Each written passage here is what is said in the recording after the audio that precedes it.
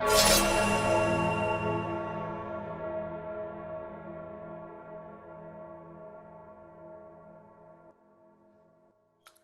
evening, good afternoon, good morning, depends on which place on the planet you are.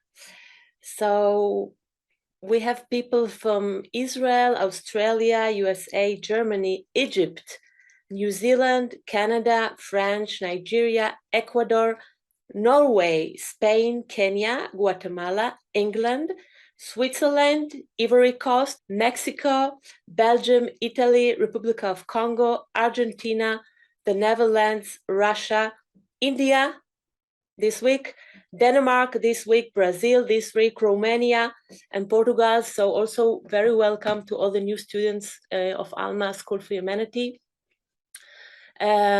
If it's the first time you are listening to the class, I recommended you afterwards to go back to our website and listen to the first lectures, so you can be in order.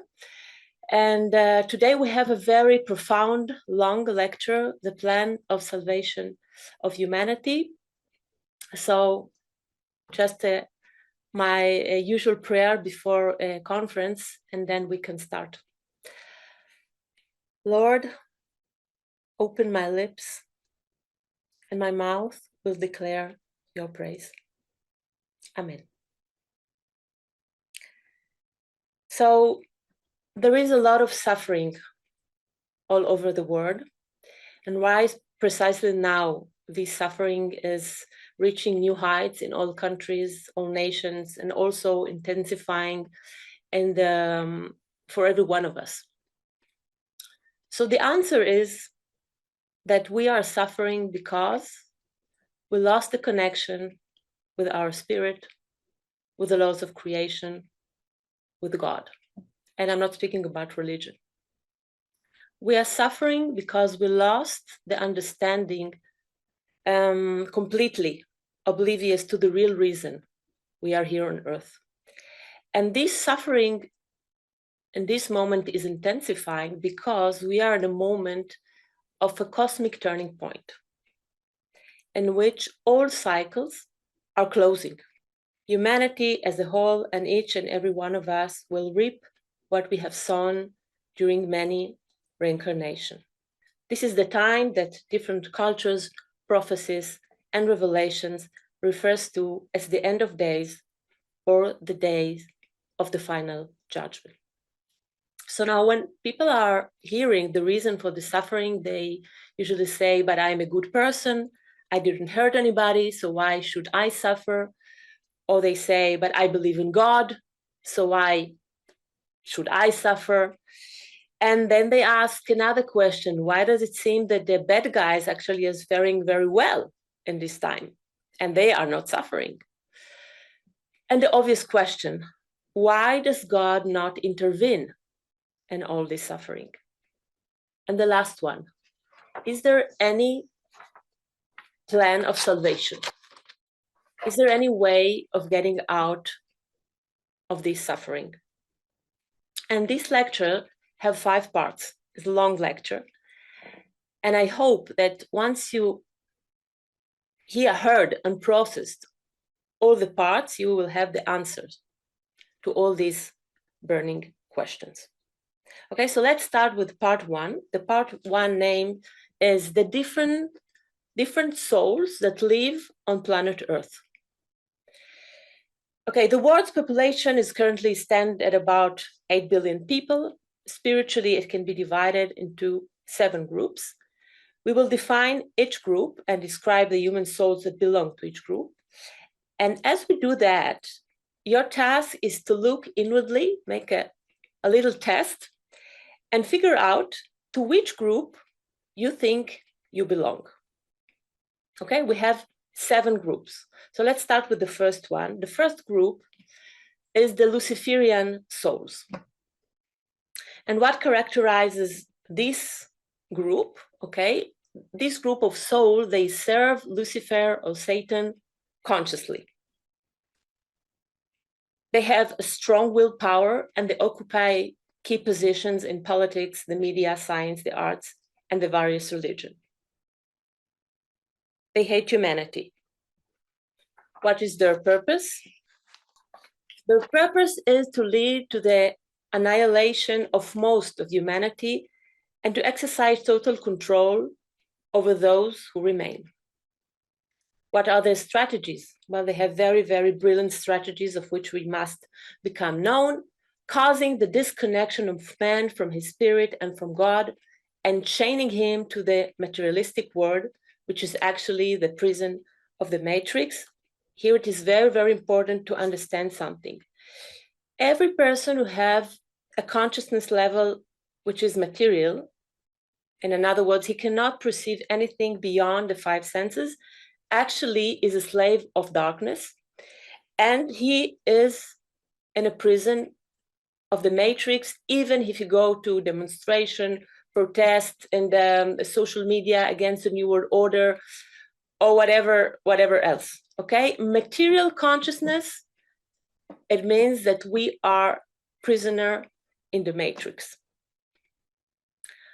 What other strategies does the Luciferian souls have? Confusing the seekers of light by creating parties that seem to represent different opinion. Each time one of the group is identified as the bad guys who are fighting the other group, which is the good guys. So for example, we have right and left, Democrats and Republican, but actually all these political parties are nothing but two sides of the same coin. Another strategy, masking their malicious and sick plan, humanitarian cover, as a marketed to the masses. So for example, the indoctrination of gender identity to children, allowing children to be free to change their gender if they don't feel comfortable with it, without the need for parental approval. Last strategy, using women with cold Luciferian beauty to promote and arouse sexual promiscuity and fantasies, and most importantly, to destroy true femininity, which will immediately lead to the destruction of true masculinity and the ultimate destruction of humanity. So I really hope that none of the listeners of this conference find himself belong to this group. Okay, let's continue to the second one. The second group is the evil souls. And what characterizes this group, okay, this is interesting. They have weak souls, which mean they have no ability to generate energy or power of their own. So they have to draw it like a vampire from others. They are bitter, are driven by hatred, and they openly act in an aggressive and sadistic manner. They have only one goal, to harm and cause distress and stress, because it gives them satisfaction. In fact, they get power from the suffering of others. Often, one of their strategies is to appear as poor, victimized people in order to arouse pity from their prey and thus exhaust them to cause them suffering. The Luciferian souls use these evil souls to attack humans who aspire to the light and take away their power. So I hope none of the listeners belong to this group either. Third group. The third group is the souls of those who consider themselves good people. I will have in the future a lecture about this group, and the lecture name would be Good People in the Service of Darkness. And now you will have a faint idea why. What characterizes this group?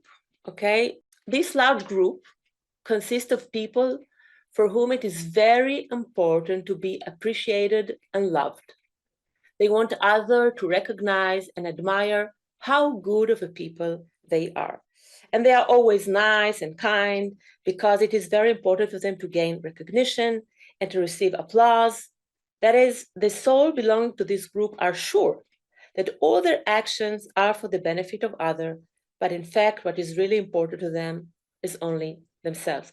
So when we speak about people who are egoists, okay, the egoists only want things for themselves, and we can recognize them very easily. But people with ego this is more difficult to recognize because apparently they are doing things for us or for other people.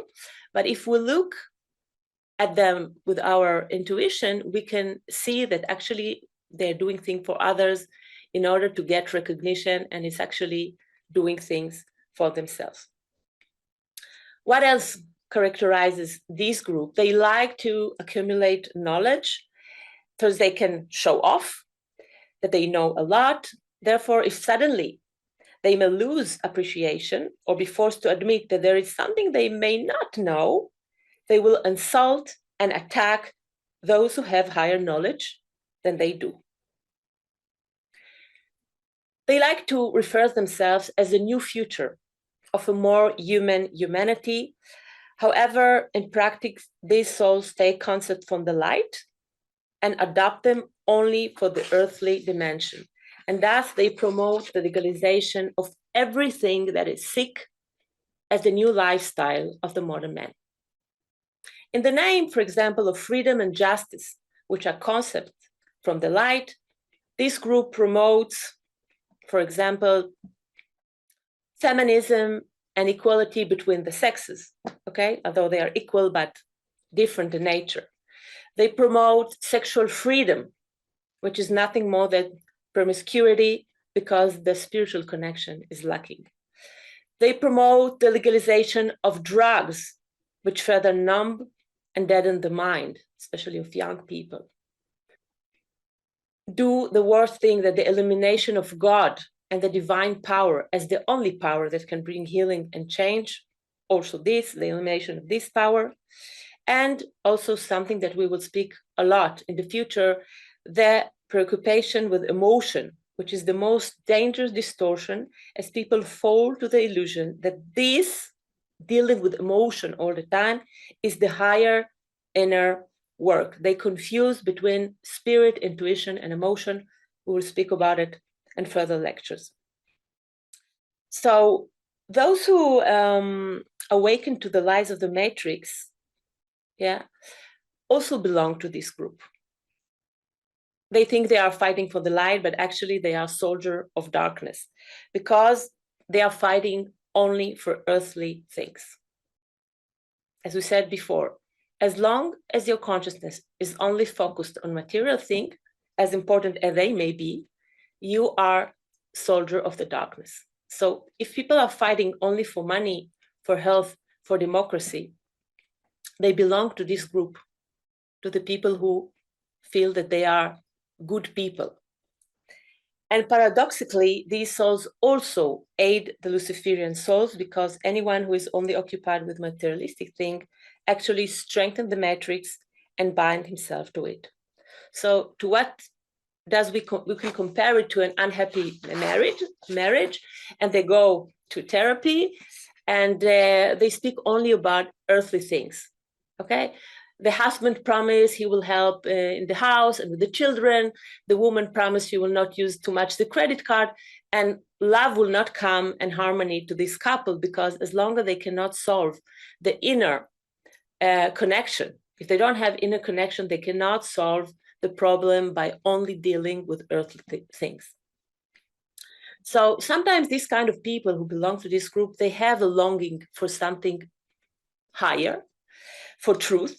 And most of the time because they're too weak to propel themselves toward this high goal, they do not succeed. So sadly, the fate of this group will not be as they think. They are not going to be the future of more human humanity, because actually they are going to be the victims of the Luciferian souls. And their world will collapse because as more the justice is progressing and everything will become more difficult to people without faith in God, all their theories, all their efforts, all their demonstration will not bring any result, and they will be very, very depressed. However, if you feel truly, honestly, that you belong to this group, so there is a solution, and the solution is, in order to change, to change the destiny, is to make a restart of our entire belief system. It's very, very difficult for the good people to do so because they are convinced they are the most human, they are the new humanity.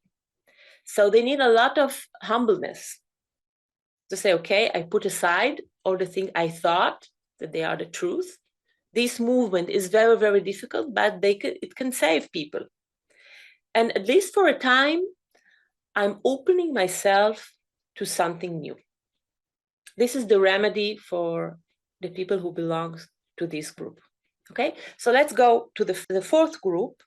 Maybe you don't find yourself in this group or another, but sometimes when you read the description, we are also going to have this lecture in an article. So afterwards you can read it. And also after the video is going to be edited by our editation department, you can also listen to the conference again. And I truly recommend you to do so because there's a lot of information here. Sometimes when you read the description, suddenly somebody that you know jump into this description. And you can understand why he's acting in this or another way. Okay, so this group, what characterizes this group?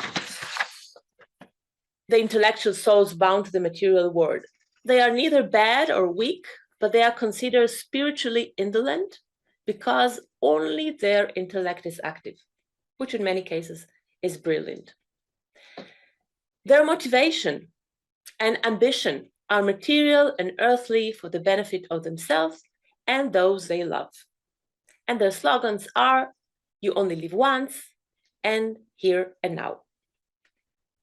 This still doesn't make them dark people, but because all the focus in their life is on the material, their souls are bound to matter, and this ultimately draws them into the darkness and even to evil. Okay, these people, for example, when they face a material gain, it leads them to act out of their dark side, that is to forget the values for the sake of what they can gain. And afterwards, these people like very much, in order to quiet their conscience, often they like to donate money, although they, of course, don't feel that they are doing anything dark since they have doing nothing wrong. So the love for material things is leading to all this downfall. Also, something that characterizes this group is that they are the one who want to jump on the train at the last minute, because as long as they don't recognize an immediate advantage, they will never change anything in themselves and their behavior. So darkness used also these souls in order to topple and trap more souls into the matrix. And also this group of soul will stand behind because their consciousness level does not match with a new word. Okay, if you find yourself identifying honestly with this group, what can you do? Yeah, in order to change your destiny, there is something you can do, and is to leave the attachment to material success.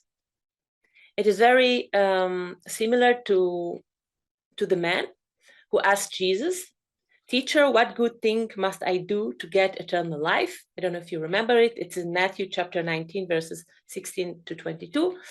This man comes to Jesus and asks, what can I do in order to get eternal life? And since this man was a man with attachment to material success, to money, Jesus answered him, "Go, sell your possessions and give to the poor, and you will have treasure in heaven." If you cannot do it, if you belong to this group and you cannot do this, so you cannot pass the judgment. Fifth group, we are getting to an interesting group here. And this group is the soul of the seekers bound to dogmatic beliefs. What characterizes this group? To this group belong the souls of people who are very religious, but who have bound themselves to earthly establishments such as churches and priests, temples and rabbis, cult or esoteric brotherhood.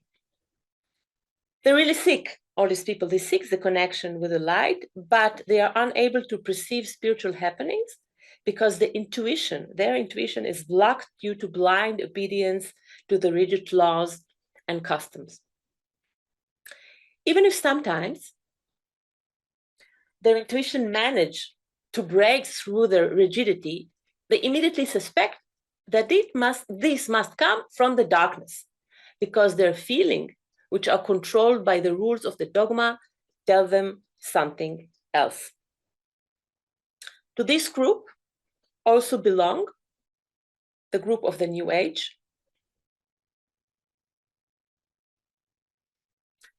who calls themselves New Age seeker, but even they also cannot perceive what matches the knowledge they already have, and they lack the ability to objectively examine anything new. So what is in common with the religious people and the New Age seekers?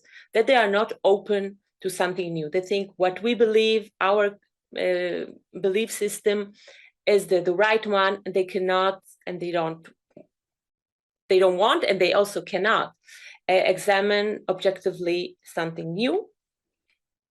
They can accept a new idea just as long as it flatters their ego, and then they will stick to it happily. But if not, no. Also something else that characterizes this group, they like to admire the messenger or the leader and not the content he brings, which actually we have to do the opposite. We have to look only at the content of what the person or the teacher or the master is giving, and not the person himself. Yeah, gold is gold in the hand of a king or a beggar. Also, these souls are not completely lost and still have a possibility of salvation, but they are dangerous because they twist and distort the truth. I would like to give you an example of this dangerous thing of this group. For example, there is a very famous master in India. I will not mention his name, but I'm sure many people will be able to figure it out alone. And he speaks a lot about the problems in marriage, which true seekers can find themselves identified with this description, because we all know that marriage is in a big crisis in the world. And also about this, we're going to have a lecture in New Human Being, New World. So when a true seeker reads this or listens to this master, he finds that there is truth here. But then the master is making a twist, the master, yes, and said, what is the solution to the problem in marriage? Open marriage, open relationship. So the mixing between truth and lie, this is the most dangerous thing in this group, because the spirit is recognizing something that is truth, but it will not lead to the right way. This is why this group is dangerous. So for this kind of people, they must be humble. Also, humbleness is the key word for this, to start from the beginning, to leave their knowledge or what they think that is the truth aside and start from the beginning. The sixth group, awakened soul longing for the light of truth.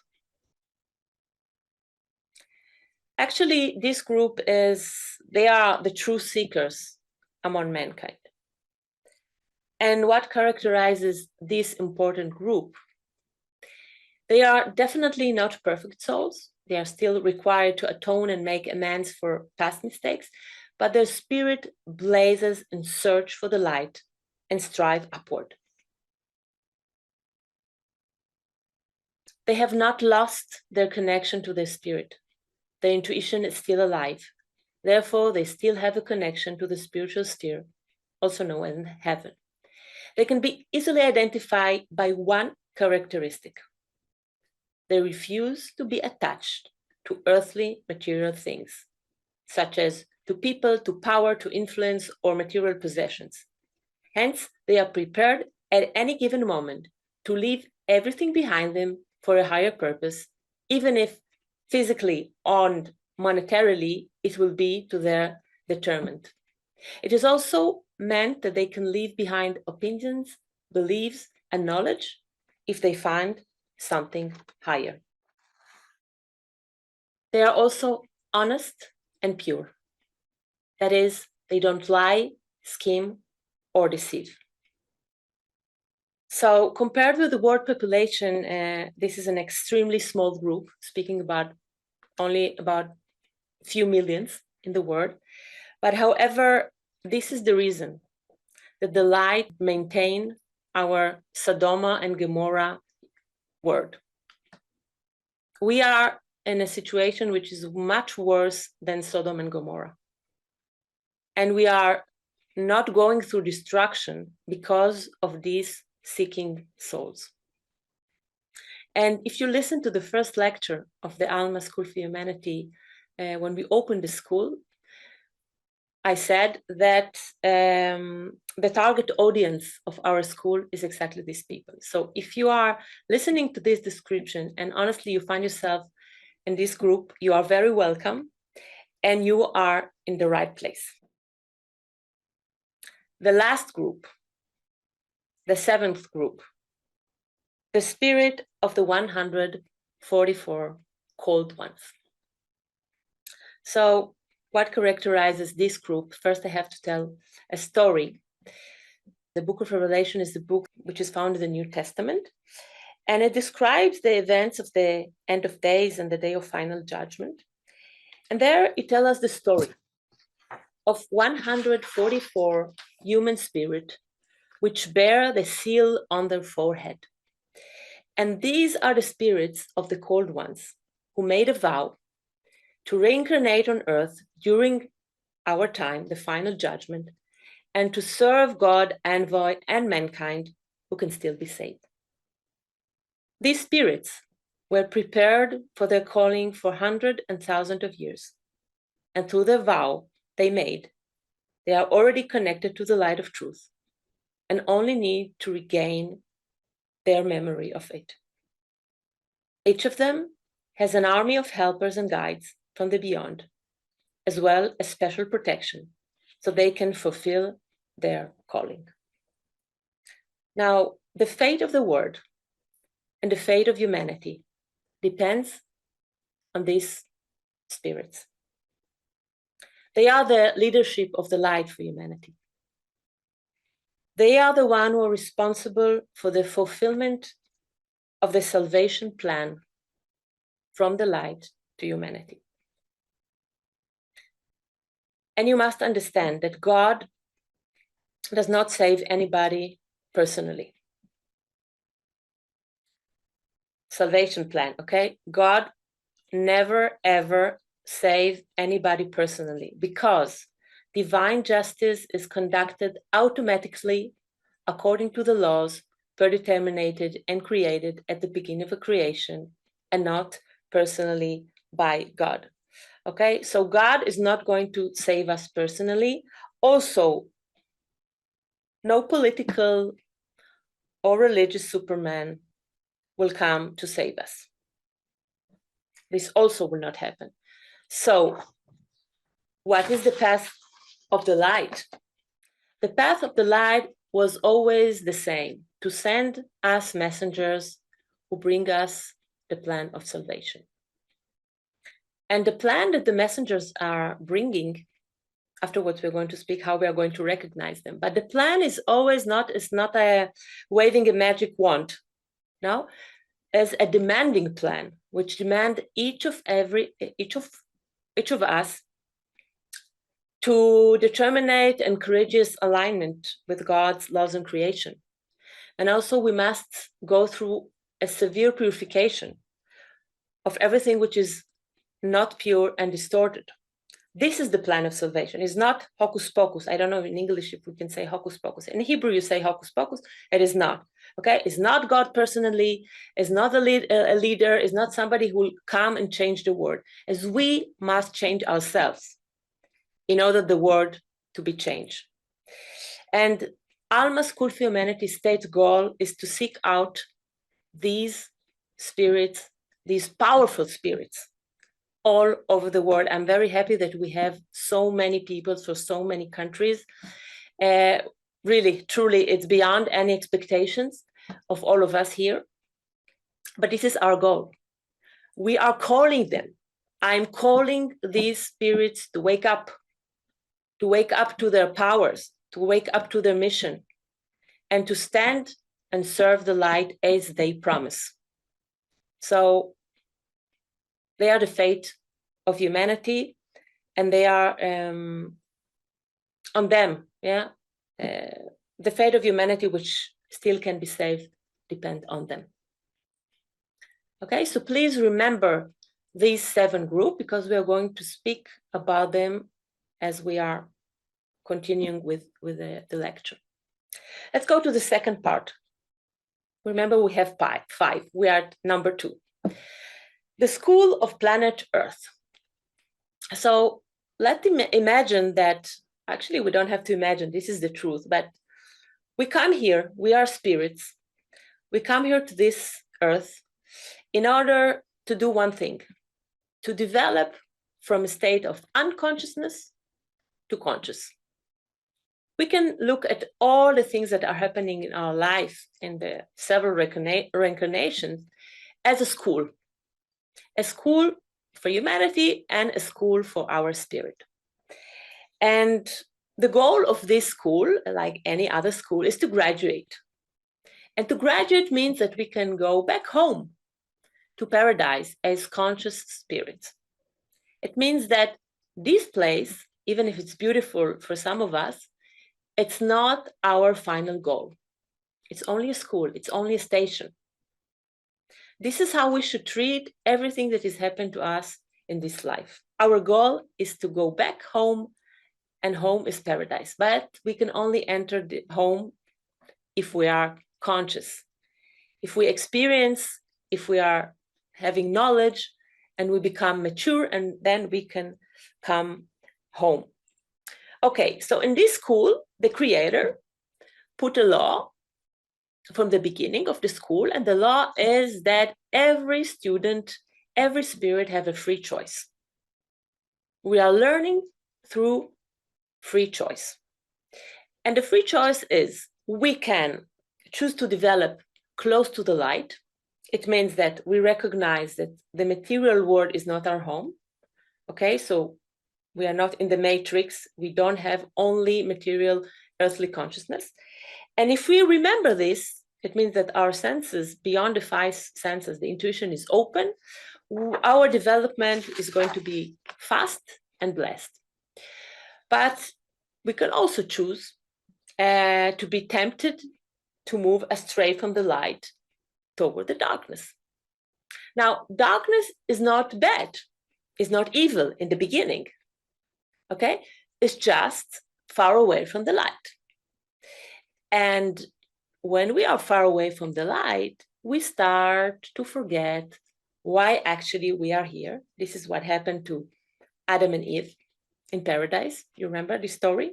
And if not, you can, this is part of the film we have in our school about codes of Genesis. And the code of tree of knowledge is, it's not a story, it's a code telling us what happened to Adam and Eve when they decided to develop in the wrong direction. And the wrong direction, it means that slowly you perceive only what is earthly and strive only to what is material. And this ambition is finally developed into evil and to suffering. These are the 2 choices we have here. So for those who are asking, or they have this question right now, why are the bad guys actually are not suffering at all? Yeah. So the keyword here is seemingly. Why it seems? It's only seem. Because we have to remember 2 things. One, that the material world, actually there are material worlds, but we are not going to speak about it in this class. It's only here we have free will between good and bad, dark and light. When we finish with this material world, there is only one law. Or we get up with a high spirit, or we get down to hell with a dark spirit. So seemingly, if you see somebody here is happy and he's a bad person, it's only because we are in the school. And in the school, we have free choice. But when we finish school, when we are dead, every person is like flying to where he belongs, according to his level of consciousness.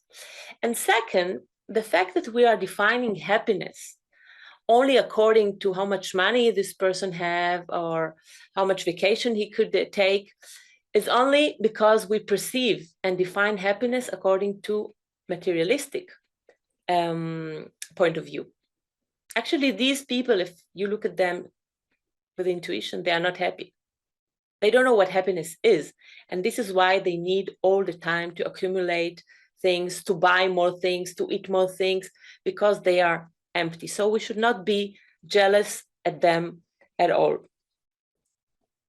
Okay, the sad story of humanity is that since Adam and Eve, the majority of humanity chose the material way, opposite to the direction of the plan of the light, and therefore the darkness has gained power, and with it evil aroused, and of course also suffering. Okay, is choosing the opposite direction to the plan of the light brings evil and then suffering. And the light, as we said before, always send his help through messengers. He sent many messengers to mankind, and they warn humanity about this deviation from the right path. But the majority of mankind not only did not listen to them, crucified them, betrayed them, treat them bad. There is no one single true messenger from the light who came to earth and was accepted with warm hands. So much we have divided from the light. And we find ourselves now in the time of the final judgment, okay? What is happening in the school and the final judgment? The school is about to close. Why? Because the laws of creation tells us that everything which is material has a natural process of beginning, development, and disintegration. This process takes hundreds of years, according to what we know, 900 years, which is nothing in comparison to all the time that this planet exists. And this means something very decisive to us as human spirits. If we are not graduate, if we cannot graduate and come back home to paradise, we are actually going to be part of the disintegration of the school. And we must do our graduation now in an accelerated speed. We have no time for repeating another year and another year and another year, like in school, you know, we always have another opportunity, but if the school is about to close, you have to, and you want to graduate, you must do it quickly. And if not, you are lost forever. So this is Planet Earth, our school. The third part. The third part is the neutral power. Like the power of God is the only power that exists in creation. Flows through all creation and also through our school. This neutral power, also we can call it energy or the living power. And this power animates creation. Without this power, nothing could exist. Interrupting this power, it is like similar to the interruption of oxygen or the blood supply to the human body. And this power reaches planet Earth as a neutral power. What does it mean, neutral power? It means that man, according to his free will, can choose what to do with this power. Take it to good things or evil things, depending on how you use it. Just given a very simple example, we wake up in the morning and we have energy and we can decide how we are going to start our day. We have energy. We can complain. We can have gratitude. We can have a bulldog face to our children, to our spouse, or whatever. We can smile.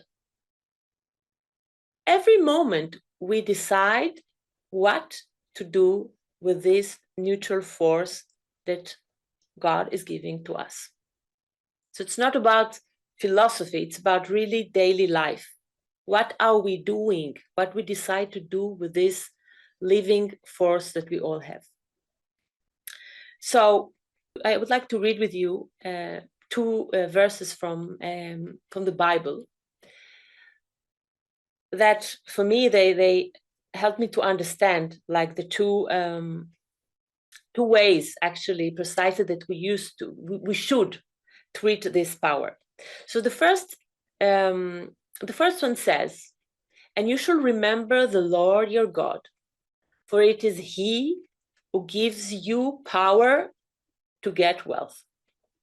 God is the source of the power, and He gives us the power to have wealth.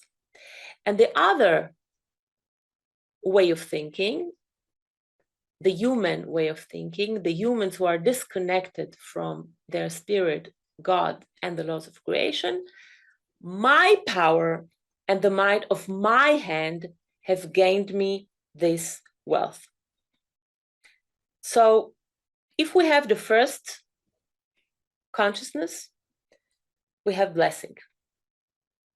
If we have the other one, we take God out of the picture, we will be cursed. The secret of either individuals, family, nation, or all of humanity will experience defeat or victory. Depends how we treat this power. Because actually there is only one power in the world. This is the power of God, and men can use it for good or for bad. Okay, unfortunately, since the majority of humanity choose the second opinion, planet Earth has become a dark place where the darkness has the upper hand. So now at this point, okay, are you with me? Okay, just show me your fingers.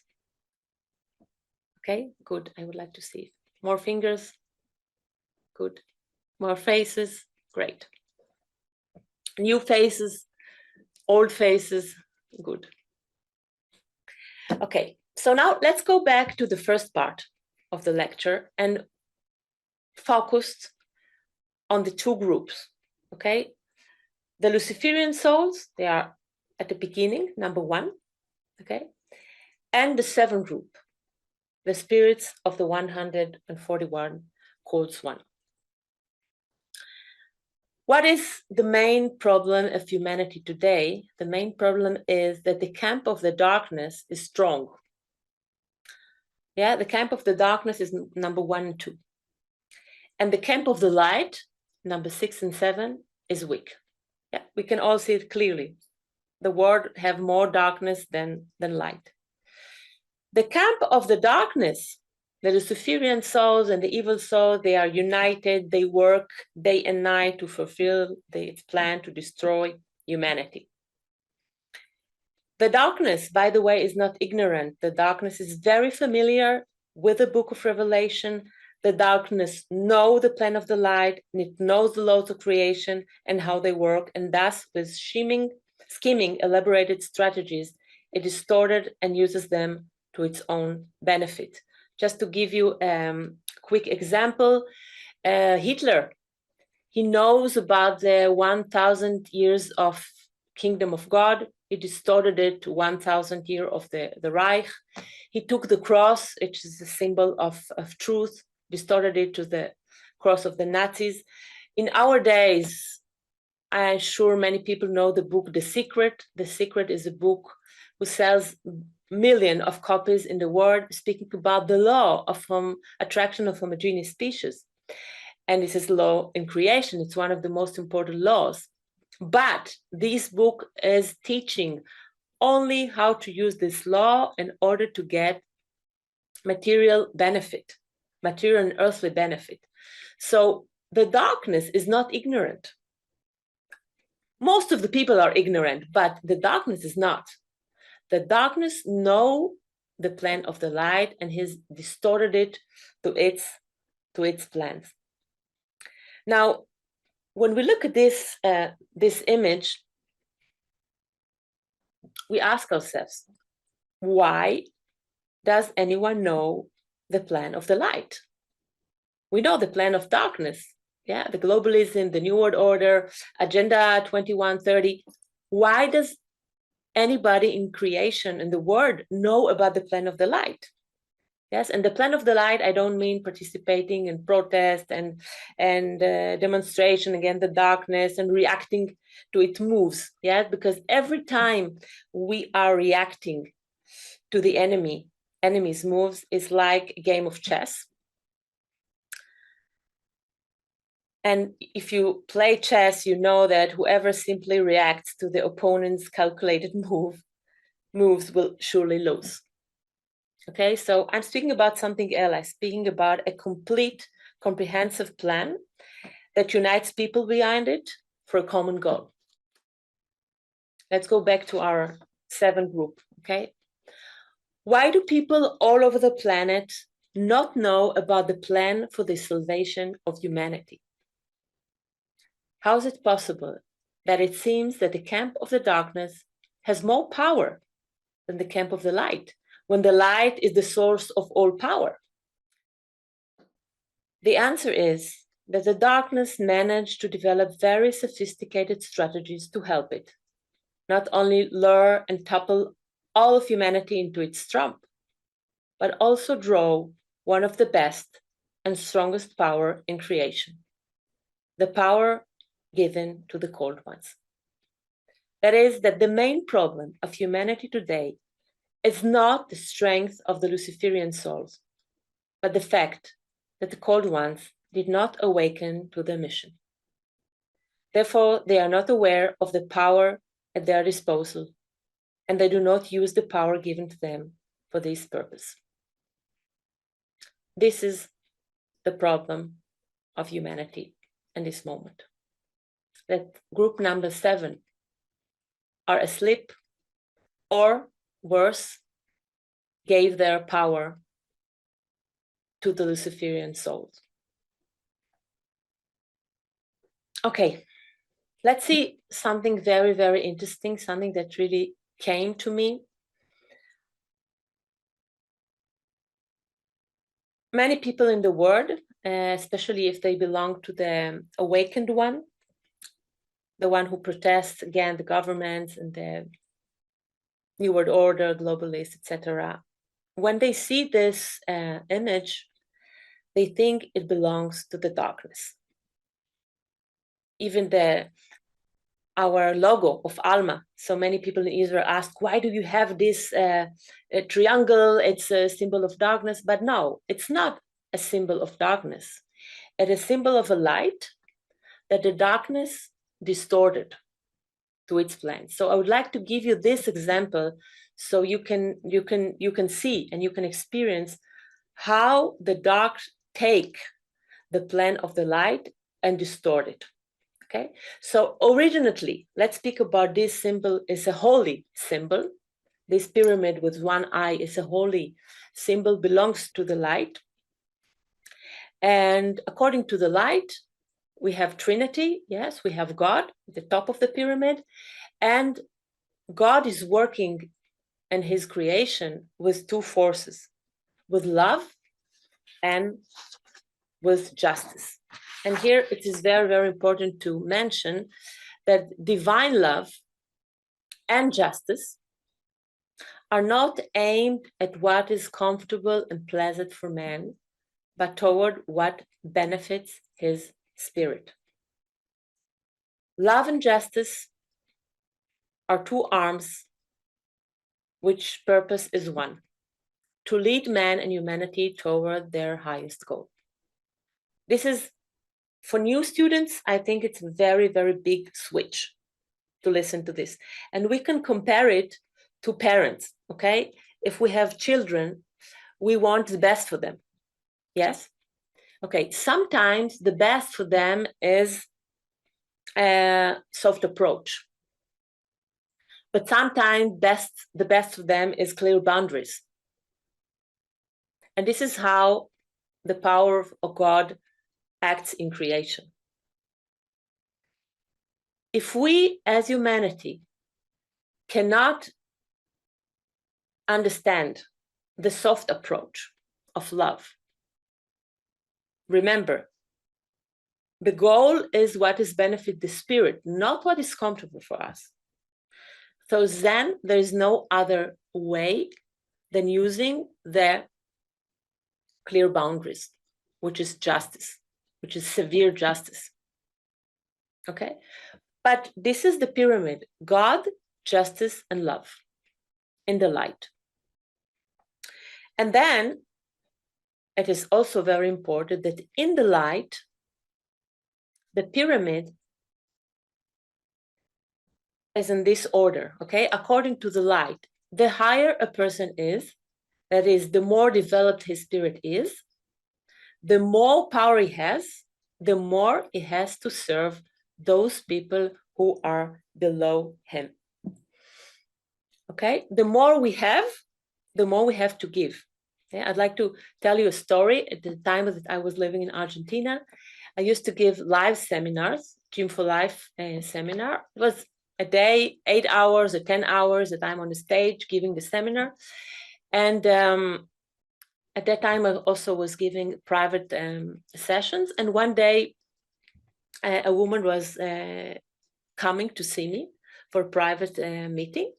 And there was nobody in the office, in the house of Alma in Argentina, in Buenos Aires. So I get down, I open the door, and she's like looking at me like I'm coming from the stage to the door. She was very, very moved. And I say, okay, so come in, go. And she was like looking at me with astonished face. Okay, we went up all the stairs and we get to the room, and I asked her, would you like to drink something cold, something warm? And her eyes was really like looking at me like, what do you want? So I asked her, what is going on? What happened? Why you are so astonished? And she said, I did not expect you to open the door for me and to serve me coffee or tea. So I told her what we recently saw. The more you are high, the more you have to serve other people in everything, not only in knowledge. With everything you have to serve others. And also another example from the Bible is Moses. Moses is the only one who can reach the top of the mountain, which is a symbol, a code for the highest conscious level. And he is serving the Israelites in the desert, helping them to change their consciousness of slaves to free people. He's a servant of God. The more we have, the more we are close to the light, the more we should treat ourselves as servants of humanity. We are not better than other people. This is wrong to think that if we are close to the light, we are better and we look at other people with arrogance. Absolutely the other way around. We have to serve humanity if we are truly close to the light. Just make a summary of this point. In other words, according to the light, to resemble the Creator means to give, while to rule means to serve. So the cold one should rule, but it means to serve and to give. Go back to the pyramid. Let's focus now on the eye. So the eye is the symbol that nothing is hidden from God. It does not mean that God personally watches us, but that it is impossible to evade, hide, or circumvent his perfect laws in creation. Everything will come back to us sooner or later, here and there. So the laws of God, the perfect laws of God, is the symbol of the eye. And men have free choice in relation to these laws. No one can force them on him. It's not a dictatorship, but he will have to bear all the consequences of his choices in accordance with the automatic activity of the laws of creation. Okay, so this is this holy symbol from the perspective of the light. Let's see what darkness did with this symbol. So according to the darkness, at the top of the pyramid, there is Lucifer, and Lucifer acts in creation in hatred and injustice. Luciferian hatred and injustice are aimed at the destruction of man because Lucifer hates man and humanity and desires their destruction. Okay, so according to this principle, according to darkness, the higher a person is, that is, the more material power he has, the more people have to serve him and in fact become his slaves. And that is precisely the goal of the rulers of the matrix. We know that 8% of world population controls most of the resources of the world and treat the other as their slaves. In other words, to resemble Lucifer means to take, and to rule means to enslave. What did darkness do with the eye? The eye is the symbol of the complete totalitarian control of humanity through digital surveillance and the enactment of arbitrary laws. The goal is to keep an eye on us, as all the dictatorships throughout the history of the world have done, except that now it is reaching new heights. If you see cameras all over the world, if you see that when you go from one country to another and everything scanning your face, this is the big brother keeping his eye on us. And according to the darkness, man has no choice in relation to these earthly laws. They are forced on him, and if he does not obey them, he is deleted from the system. Okay. Now, since the future of humanity, the salvation plan for humanity depends on the work of the 144,000 called ones, the darkness devoted tremendous efforts to diverting these spirits from their mission. And unfortunately, it is succeeding, because the called one also fall into the various traps and temptation that it sets for them. In doing so, they transfer their power to the darkness and rob humanity for the help that they were required to provide. Let me clarify that not all the humanity can be saved. In fact, those who can be still saved are mainly those in the sixth group, that is, the awakened souls who long for the light of truth. The period of the days of the final judgment is a time of the closing of all the karmic cycle and the purification of everything that does not comply with the laws of creation. So this is something we cannot argue. This will happen. The change will happen. The only thing that is in question is what will happen in this change. If the power will be in the hands of the Luciferian soul, this means destruction. And if the power will come back to the hands of the 144,000 called one, we are going to have a healing. It will be difficult, but it's going to lead to the healing of mankind. And this is the big question. What will happen? Destruction or healing? So if you ask yourself, how is it possible that such a small number, 144,000 people, let's imagine that we find them, they arrive to the school, they remember the vow, they regain their power, they're doing each one of them what they have to do.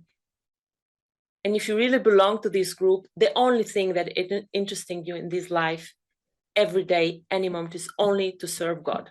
You cannot be a cold one and have private issues, personal issues, ego issues.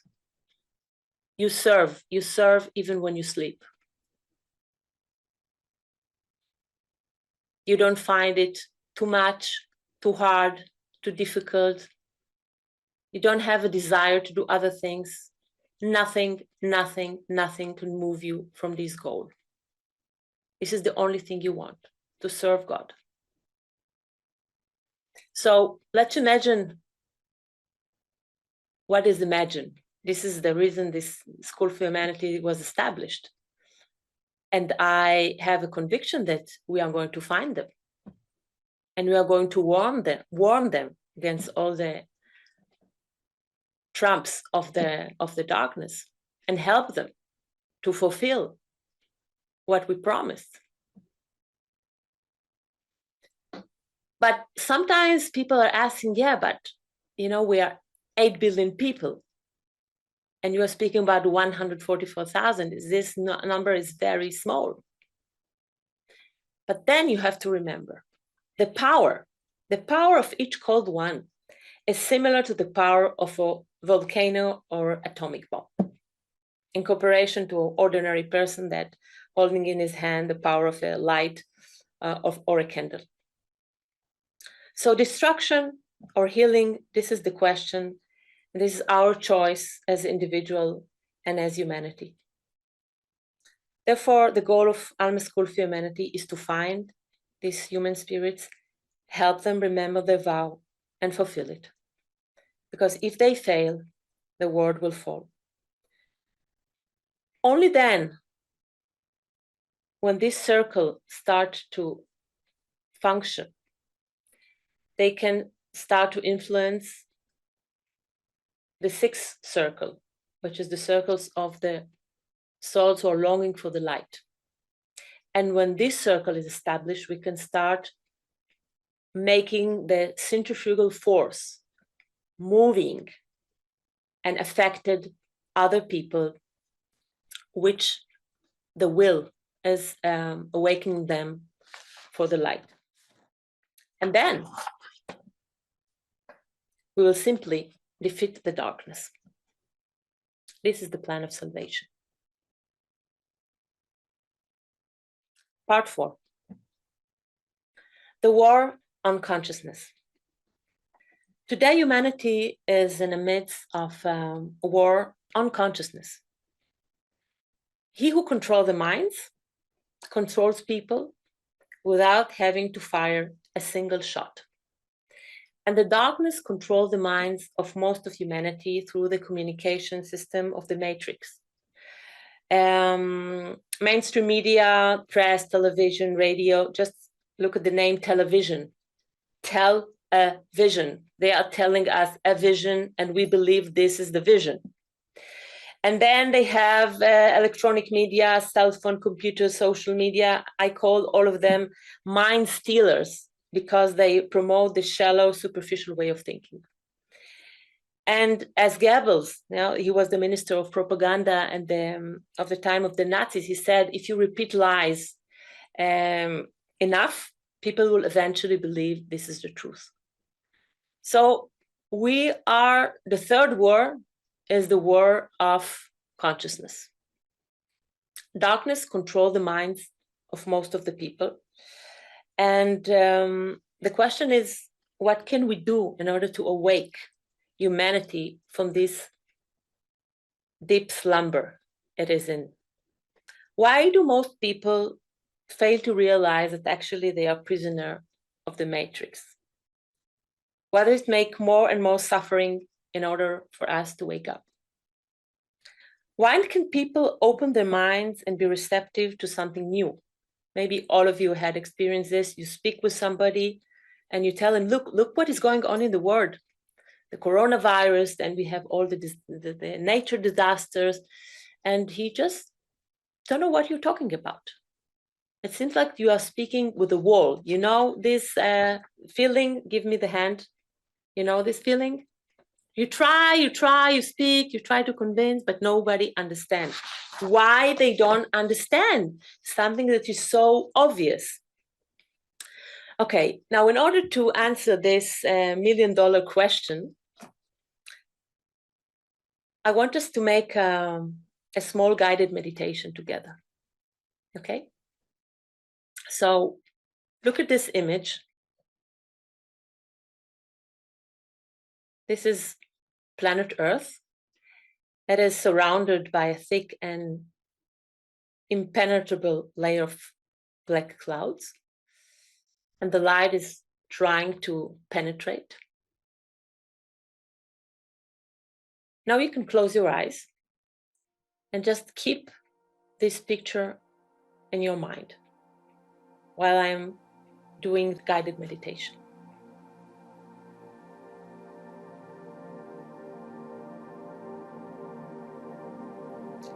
So I want you to close your eyes for a moment and imagine Earth surrounded by a thick and impenetrable layer of black clouds. This layer is made up of clouds of dark thoughts that surround planet Earth and which actually create the mind prison. Now imagine that there is light beyond this dark layer of clouds. And in order for this light to penetrate and reach the consciousness and minds of people, this layer must be dissolved. Who can dissolve it? Who can create the channels for the light to penetrate this dark, thick cloud layer?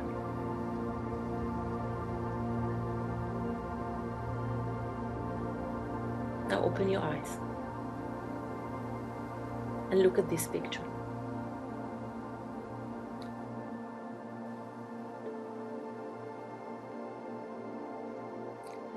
The 144,000 court spirits.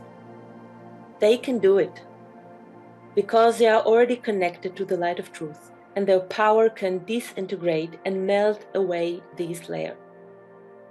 They are the pioneers who have the ability to pave the way for a new human being and a new world.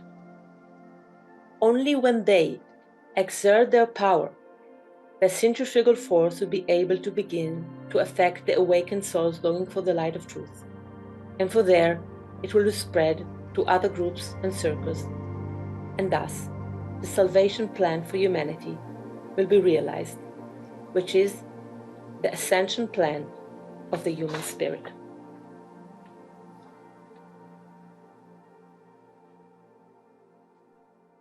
Part 5. The longing for the Lord that brings salvation. Looking at new people.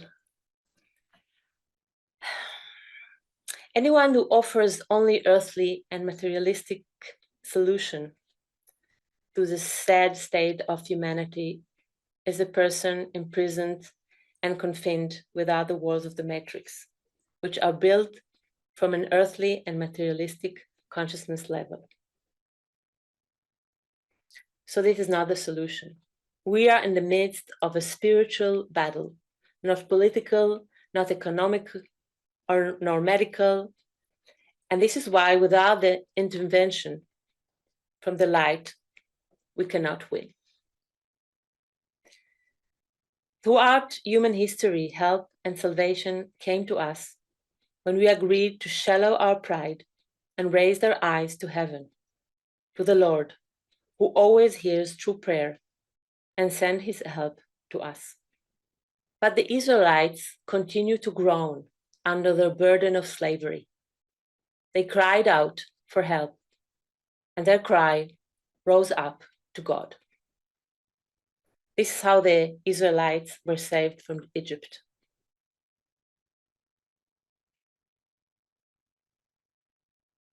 And then Mahatma Gandhi said,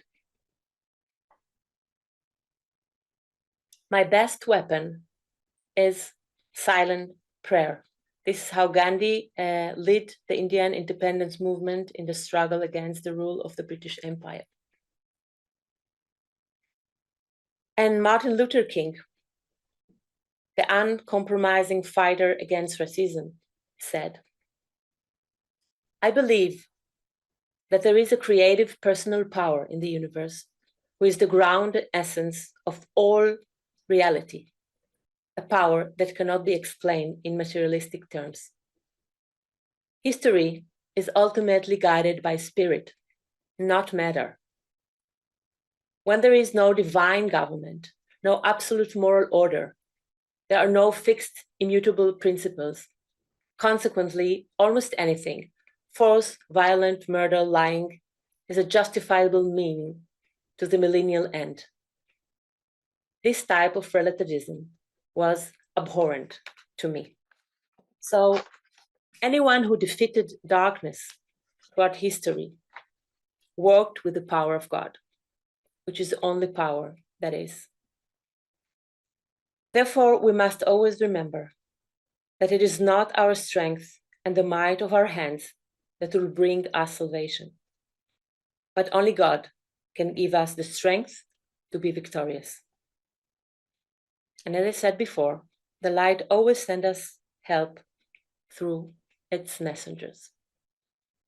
So stay vigilant so that you are able to recognize these messengers when they appear and extend your hand to them willingly and out of gratitude, because only through their help can you be saved.